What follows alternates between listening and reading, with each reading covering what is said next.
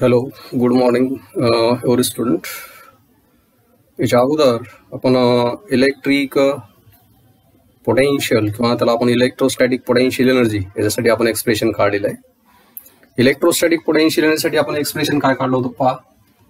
E is equal to, समजा दोन वेगवेगळे चार्जेस आहेत, they are separated by a finite distance small r, then the electrostatic potential energy, we have derived an expression for that electrostatic potential energy as U is equal to 1 upon 4 pi epsilon 0 Q1 Q2 upon R. ठीक आहे, हे expression याच्या अगोदर आपण derive केलेलं आहे. Okay, त्यानंतर electric potential कशाला म्हणता येईल किंवा इलेक्ट्रिक पोटेन्शियल आणि इलेक्ट्रोस्टॅटिक पोटेन्शियल एनर्जी किंवा थोडक्यामध्ये पोटेन्शियल एनर्जी आणि पोटेन्शियल याच्यामध्ये काय फरक आहे की नाही हे याच्या अगोदर पाहिलंय आपण. तरी पण या इक्वेशन सुद्धा आपल्याला लिहिता येईल. काय लिहिता येईल की इलेक्ट्रिक पोटेन्शियल जे आहे त्याच्यासाठी आपल्याकडे फॉर्म्युला आहे V is equal to 1 upon 4 pi epsilon 0 Q by R. 11वीला आपण हे एक्सप्रेशन डिराइव्ह केलेलं आहे. ओके, मग ही जर किंमत या इक्वेशन मध्ये ठेवली तर आपल्याला असं लिहिता येईल electrostatic potential energy is equal to what, electric potential into that is charge Q1, or it can be written as V into charge Q2. म्हणजे थोडक्यामध्ये आपल्याला सांगता येईल electrostatic potential energy is nothing but it is the product of potential into charge, किंवा आपल्याला electric potential साठी लिहिता येईल electric potential V is equal to electrostatic potential energy divide by charge. म्हणजेच थोडक्यामध्ये आपल्याला सांगता येईल की इलेक्ट्रोस्टॅटिक पोटेन्शियल एनर्जी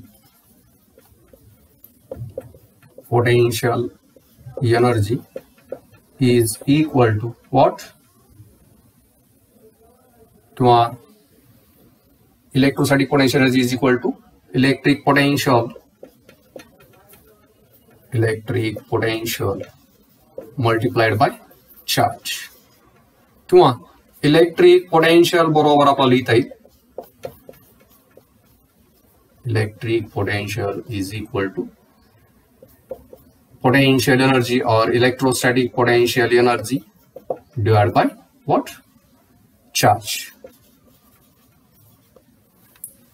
म्हणजे थोडक्यामध्ये आपल्याला सांगता येईल या ठिकाणी electric potential is nothing but electrostatic potential energy per unit charge. Okay, त्याच्यानंतर आपण डिफरन्स पाहिलाय कशामधला किंवा रिलेशन पाहिलंय आपण कशामधलं, इलेक्ट्रिक फील्ड किंवा इलेक्ट्रिक इंटेन्सिटी आणि इलेक्ट्रिक पोटेन्शियल मध्ये काय डिफरन्स सांगता येईल आपला. तर ते आपण पाहूया. त्या ठिकाणी एक असं गृहीत धरू आपण की एखादा चार्ज R एवढ्या डिस्टन्सवर किंवा इन्फिनाइट एवढ्या डिस्टन्सवर एखादा चार्ज आहे, त्याला एखाद्या पॉइंट चार्जला आणण्यासाठी किंवा R एवढ्या डिस्टन्सवर आणण्यासाठी इन्फिनिटी टू R किंवा A पॉइंटला आणण्यासाठी जे काही वर्क डन करावं लागेल आहे की नाही. आपण इलेक्ट्रिक पोटेन्शियलची डेफिनेशन सुद्धा पाहिली.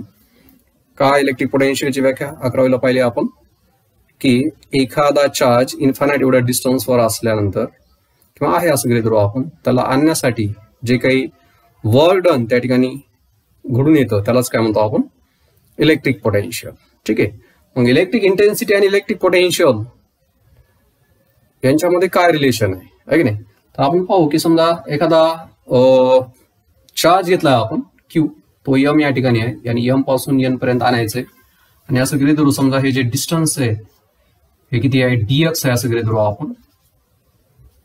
इलेक्ट्रिक फील्डची डायरेक्शन किंवा जे काय फोर्स इलेक्ट्रिक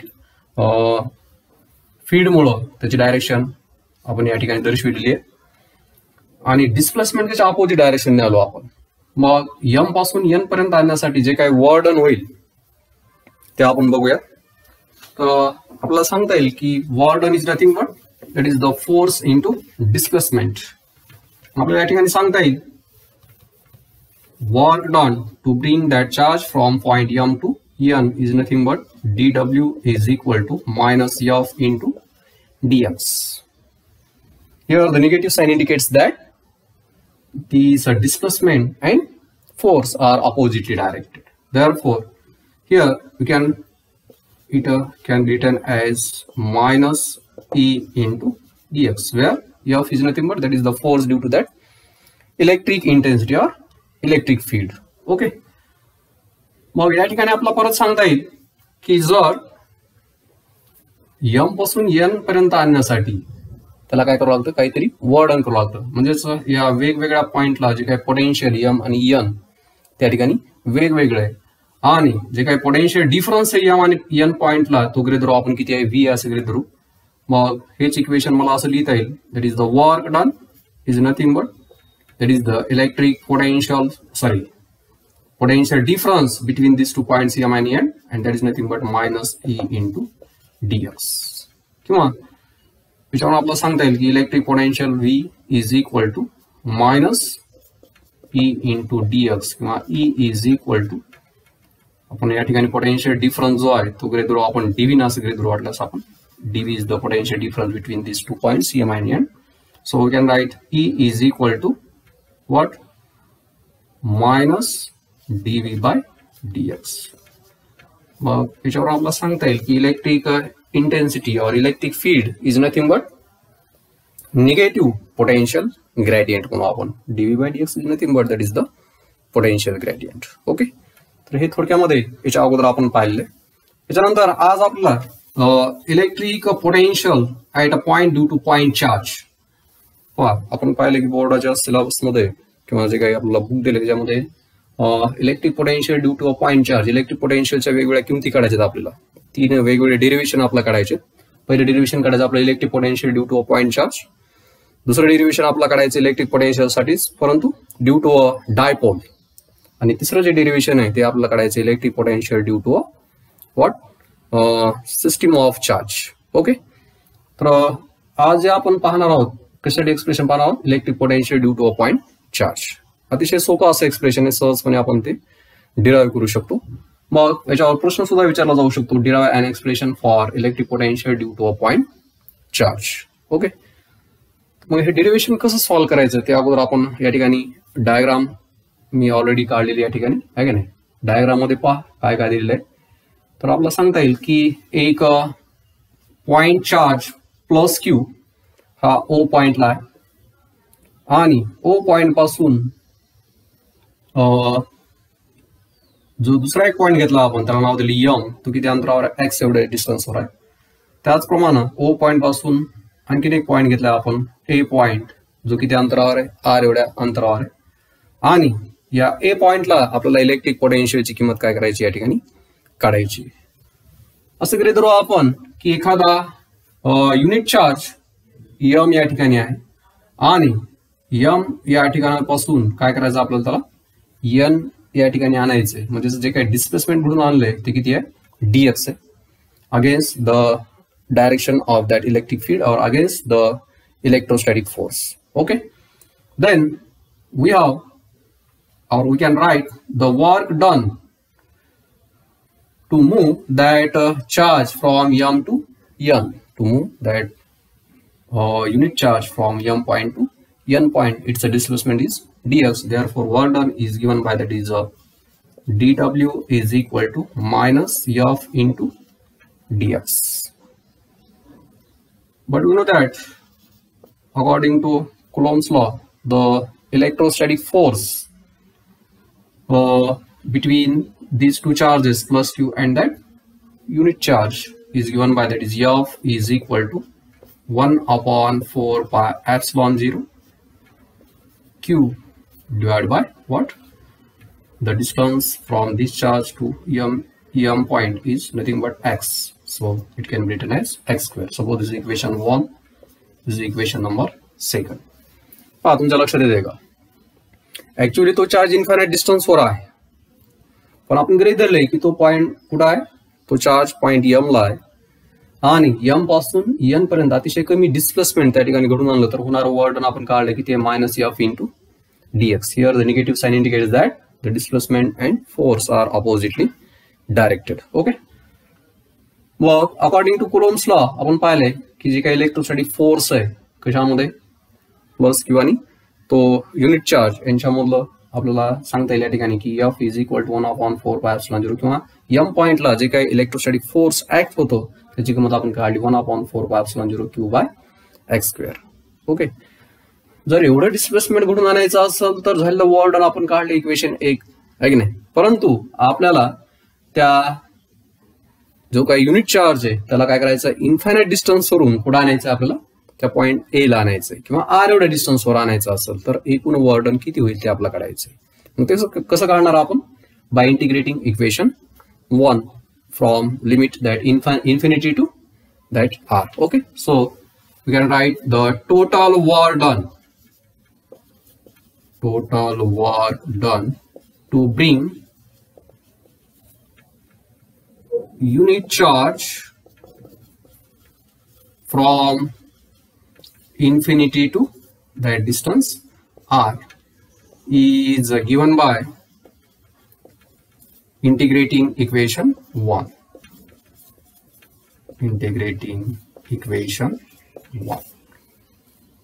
काय रूपा integration from infinity to r dw is equal to what? Integration from infinity to r minus f into dx. Okay, if we put off the values of f, that is electrostatic force, from equation 2 in this equation, we get equation as integration from infinity to r, or integration of, we can write integration of dw as it is indicated by letter capital W, that is total work is equal to integration from infinity to r, the value of f is minus 1/4πε0 Q/x² into dx. Okay, so this can be written as Q/4πε0. We can get this constant term before the integration sign. So we can write integration from infinity to r. What remains here? 1/x² into dx. So this term can be written as 1/4πε0 infinity to r x raised to power minus 2. और छेदस्थानी असले अंशस्थानी घेऊ आपण, plus term काय होतील वर गेल्यानंतर अंशस्थानी गेल्यानंतर मायनस होतील. Okay, so this can be written as this is q minus Q/4πε0 by using formula. आपल्याकडे एक फॉर्म्युला इंटिग्रेशनचा x रेज टू पॉवर किंवा x raise to power n into dx, त्याचं जे इंटिग्रेशन आहे ते आपल्याला काय लिहिता येईल, x raise to power n+1 divide by n+1. या फॉर्म्युलाचा यूज करून आपल्याला असं इंटिग्रेशन लिहिता येईल. काय लिहिता येईल, x raise to power -2 + 1 divide by -2 + 1 आणि त्याची जी लोअर लिमिट आहे इन्फिनिटी आहे तर अपर लिमिट किती आहे r. So solve this -Q/4πε0. Here we get x raised to power -1 divided by -1, limit from infinity to r. So this equation also can be written as W, that is total work done, is equal to minus this get plus, okay, Q/4πε0, and this term is x raised to power -1, and its limit is infinity to r. Okay, या ठिकाणी आपल्याला x raised to power -1 आणि या ठिकाणी आपलं हे जे term आहे x raised to power -1 ला आपल्याला दुसऱ्या वेगळ्या स्वरूपामध्ये लिहिता येईल. कसं लिहिता येईल पहा, work done W is equal to plus Q/4πε0 1/x limit from r infinity to r. Okay, समजते. एक्स रेज टू पॉवर -1 ला मी या स्वरूपामध्ये लिहू शकतो. आता काय करायचं, अपर लिमिट मधून लोअर लिमिट मायनस करू आपण. काय total work done W is equal to Q upon 4 pi epsilon 0. एकदा एक्स ची किंमत r ठेवू आपण अपर लिमिट आणि एकदा इन्फिनिटी. मग काय होईल 1 अपॉन अपर लिमिट जर किंमत ठेवली आपण एक्स ची तर 1 by r minus 1 by x ची किंमत एकदा काय करू आपण इन्फिनिटी ठेवू. तर हेच इक्वेशन मला असं लिहिता येईल 1 upon 4 pi epsilon 0 sorry Q upon 4 pi epsilon 0 into 1 by r. Okay, समजते. Since 1 by infinity is equal to 0. 1 by इन्फिनिटीची किंमत जी आहे ती काय लिहिता येईल आपल्याला या ठिकाणी 0 लिहिता येईल. तर अशा प्रकारे by definition of electric potential आपला सांगता येईल this work done is nothing but that is the electric potential. Okay, and that electric potential V is equal to, can write capital W is equal to 1 upon 4 pi epsilon 0 Q by R. तर हे जे expression आहे ते थोडक्यामध्ये आपला electric potential at point कुठं काढलं आपण त्याची किंमत इलेक्ट्रिक पोटेन्शियलची ए पॉइंटला, म्हणजेच एखाद्या पॉइंट चार्ज पासून आर एवढ्या डिस्टन्सवर जे काही इलेक्ट्रिक पोटेन्शियल त्याची किंमत आपल्याला लिहिता येईल 1 upon 4 pi epsilon 0 Q by R. ठीक आहे, आणि हे जे इक्वेशन आहे याला इक्वेशन नंबर वाटल्यास आपण 3 किंवा 4 देऊ आपण. आणि या इलेक्ट्रिक पोटेन्शियलच्या इक्वेशन आपल्याला त्याचं महत्व सांगता येईल या ठिकाणी. काय this electric potential is directly proportional to Q and it is inversely proportional to R. Okay, electric potential is inversely proportional to R. पहा या ठिकाणी थोडक्यामध्ये इलेक्ट्रिक पोटेन्शियल म्हणजे काय हे समजणं गरजेचं आहे अगोदर. इलेक्ट्रिक पोटेन्शियलची व्याख्या आपण 11वीला पाहिली, परत एकदा सांगतो मी. Electric potential is nothing but एखादा चार्ज इन्फायनाइट डिस्टन्सवर आहे, इन्फायनाइट डिस्टन्सवरून त्या चार्जला एखाद्या पॉइंटला आणायचं आहे आपल्याला, आहे की नाही, किंवा एखाद्या पॉइंट चार्जला आणायचं असल्यासाठी जे काही वर्क डन त्या ठिकाणी घडून येतं, आहे की नाही, against the direction of that electric field or against the electrostatic force, that is nothing but electric potential. त्याला काय म्हणतो आपण इलेक्ट्रिक पोटेन्शियल. ओके, आणि त्यासाठी एक्सप्रेशन आपण या ठिकाणी काढलेलं आहे 1 upon 4 pi epsilon 0 Q by R. त्याच्या अगोदर इलेक्ट्रिक इंटेन्सिटी साठी सुद्धा आपण एक्सप्रेशन काढलेलं आहे at electric intensity at a point due to a point charge. तुम्हाला आठवत असेल 11वी मध्ये काढले आपण ते equation 1 upon 4 pi epsilon 0 Q by R square. याला इक्वेशन 5 देऊ आपण.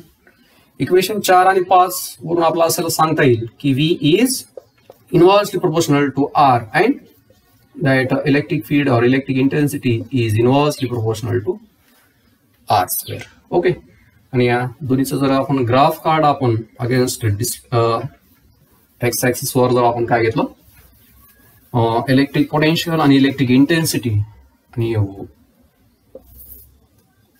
Suppose this is x axis. X axis वर आपण घेऊ डिस्टन्स दॅट इज R, आणि हा वाय ऍक्सिस असं धरू आपण, आणि वाय ऍक्सिस वर आपण काय करू इलेक्ट्रिक इंटेन्सिटी आणि इलेक्ट्रिक पोटेन्शियल या दोन्हीचा आपण ग्राफ काढूया. तर तो जो ग्राफ आहे nature of graph is like this.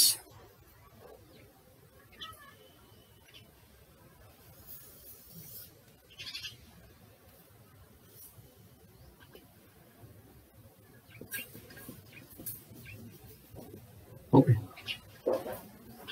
this is nothing but electric potential. This is electric intensity. Electric potential आणि electric intensity यांचा जर ग्राफ काढला आपण अगेन्स्ट डिस्टन्स R, तर ते जे नेचर आहे ग्राफचं ते आपल्या या ठिकाणी अशा प्रकारे दर्शवता येईल या ठिकाणी. Okay, so this is all about that is the electric potential at a point due to a point charge. तर अतिशय सोप्या पद्धतीनं आपण त्याचं जे एक्सप्रेशन आहे इलेक्ट्रिक पोटेन्शियल साठी आपण सहजपणे या ठिकाणी डिराईव्ह करू शकतो. ओके.